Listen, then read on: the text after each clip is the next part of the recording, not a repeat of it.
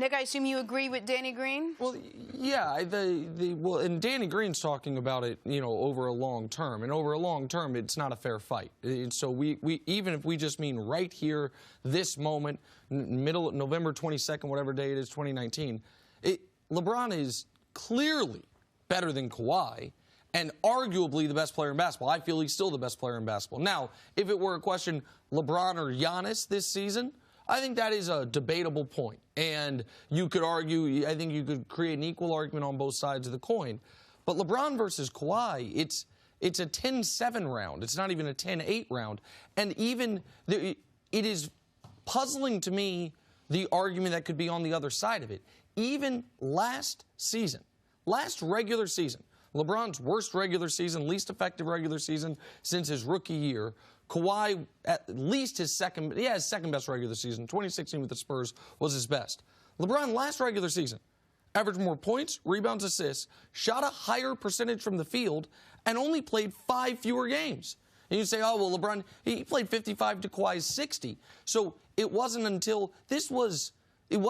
until, we can't say the postseason this was a discussion.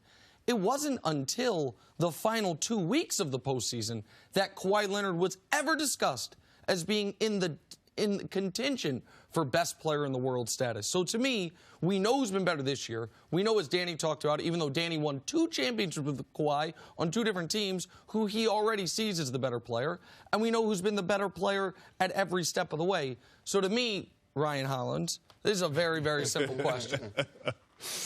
Listen, man, for one, my brother Danny Green, he loves wearing purple and gold. So that's a smart move, Chris. Okay, we've been in the locker room, so you know the answer to that question. I'm going to judge just by who's the guy wearing the belt. Who has the title right now? Right now, that's Kawhi Leonard. So let's go down and check the boxes off. Impact on game. LeBron James has one of the greatest impacts we've ever seen. He can score. He can make everybody better. He can defend when he chooses. Kawhi Leonard doesn't turn that defensive button off. He's arguably one of the greatest defenders, if not the greatest defender we've ever seen of all time. Offensively, he can go out and create his own shot against anybody. And we've seen it in the last 2 minutes of games. If we want to take a knock on LeBron, and you know I'm a LeBron guy with you, LeBron struggles because he doesn't have a go-to move. Kawhi gave you that 1-2 dribble, step-back shot that he will hit in the big moments. Does he close games? We just talked about that. We saw the Philadelphia shot after shot after shot. Kawhi would go into Kawhi mode last year and just turn it on. Head-to-head, let's say to start the season, what have you done for me lately? Kawhi's 1-0 against LeBron. In the Finals MVP, he shut down LeBron James. He's the only guy that we will say can guard LeBron head up. Now, obviously, you guard LeBron with the collective number of defenders, but one-on-one, LeBron James shies away from Kawhi Leonard. And like I said, first off, he's the champ, brother. I don't know how you take that NBA championship belt and Finals MVP away from Kawhi Leonard right now. And, Nick, you're putting so much ownership on the regular. Like, you're confusing me on the regular season, Nick. No, it's not just the regular season. It's that up to this point, all we have this year is the regular season. Last year, LeBron was not in the postseason due to injury and due to the team. But it's very interesting. Whoa. You wouldn't put that on LeBron's head? You wouldn't put that on LeBron James? Well, I would say he has to take partial ownership. And yes, listen, through 15 years, he never got hurt. In year 16, he got hurt. His team missed the playoffs. They tried to trade for Anthony Davis. It fell apart. Last postseason, Kawhi was better. LeBron didn't qualify. Kawhi was better. But we cannot have such recency bias. And by the way, but not enough recency bias to care about this year, where it's not even close, where LeBron's played every game, where Kawhi's missed 5, where this month Kawhi's shooting 35% from the field, has as many turnovers as assists. But you also mentioned, end of the games. Yeah, Kawhi did hit that great shot against Philly. Almost as great as the 2 LeBron hit the previous postseason. One against the Pacers and one to rip the Raptors' hearts out. Yeah, the year before, the last time 2 years he ago. was in the postseason. But you brought up something from 6 years ago, that Finals MVP. True. So let's just talk about that just for one moment before I yield the floor to Canty. It is so interesting to me the different ways everyone is judged from LeBron. Kawhi Leonard won Finals MVP for a series in which the first 2 games he scored 9 points and 9 points. LeBron James's biggest blemish on his resume is having one game in the NBA Finals against the Mavericks where he scored 8. Kawhi Leonard won Finals MVP for holding LeBron James to 28 points on 56% shooting on 51% from the field. Because that's what LeBron did in those NBA Finals. An NBA Finals where Kawhi Leonard didn't average 20, but someone had to win Finals MVP, so he got it. So going back to those history books doesn't necessarily play in your favor. Going back to right now doesn't play in your favor. Going back to these very small window in time, the window of after Giannis's regular season, after Kevin Durant the first 2 rounds of the playoffs, once Kevin Durant got hurt, once Giannis got knocked out, midway through the Eastern Conference Finals until the end of the NBA Finals, for those 9 games, Kawhi Leonard was the best player in basketball. It's the only time in his life he's been the best player in basketball. Yeah, you go back to that Finals when LeBron was with the Heat and Kawhi was with the Spurs, and you're talking about shutting LeBron James down. It didn't quite play out that way. Did he limit LeBron James? Absolutely. But that just goes with the standard that we judge LeBron James with versus everybody else. Now, Kawhi Leonard, what he did in the postseason with the Raptors last year, that was special. There's no denying that. But up until what we saw last year, LeBron James had been in the NBA Finals for the better part of this decade every single year. So LeBron James, in terms of the longevity, I think you have to give him the nod. But in looking at their actual impact this year, Kawhi Leonard has played in 10 of the 15 games his team has played in.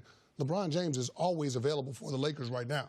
LeBron James has impacted the game not only on the offensive side, but on the defensive side. To me, that's the biggest step that this Lakers team has made. That's new, Chris. Yeah, you can say that's new, but LeBron James has been a part of leading the best defensive team in the NBA right now. They have the best defensive rating. You can't argue that. And LeBron James... Does he lead them defensively, though? He does lead them defensively. I'm watching the game. I might now, say Avery Bradley a little more to start it off. I might say Dwight Howard as far as leading them defensively. I will say with Dwight Howard and with Anthony Davis, those guys are going to offer a rim protection. But LeBron James, in terms of being able to guard pretty much the primary ball handler for every team, I think that kind of versatility is what the Lakers are going to need, especially once we get to the postseason. Now, I think that this will all get worked out once we get to the playoffs because the Clippers and the Lakers are going to be on a collision course to play one another. But in terms of how both players are playing right now, I don't think there's any comparison. LeBron James is the better player. Both Lakers and Clippers play tonight, both of them. I am certain LeBron's playing. I got no idea if Kawhi's playing. And you mentioned, we talked about all these things without mentioning something that strikes me as relevant. This year, LeBron James leads the NBA in assists. The whole league, all the point guards, all the players, leads them in assists by a wide margin. Playmaking is a big part of being a great player. Kawhi Leonard has 1 double-digit assist game. In his, not this season, in his career. And you can say, oh, Kawhi Leonard shows up to defend every night. Well, he used to. That definitely was the case for him, especially before he had to be his team's leading option. But I'm old enough to remember 9 days ago against the Houston Rockets where they're playing a zone defense, and when they're not playing a zone defense, Kawhi Leonard is standing in the corner guarding P.J. Tucker because they could have used somebody to stop Harden from dropping, I think it was 47 on their head, but Kawhi was not game for it that evening. So if we want to pick, again, if we want to pick the window of May of 2019 into June of 2019, Kawhi gets the nod. Every other month of this man's life, including this one, LeBron James is the far better player. Let me challenge this to both of you guys. And, Chris, you know this is a little bit of fool's gold. Now, we're going to draw away from what the Lakers done. They've been great. They've been defending. They beat 3 teams over 500. They beat 3 basketball teams. So while you want to say LeBron's this amazing defender, the Lakers are, and they are, let's not discredit that. They beat 3 teams over 500.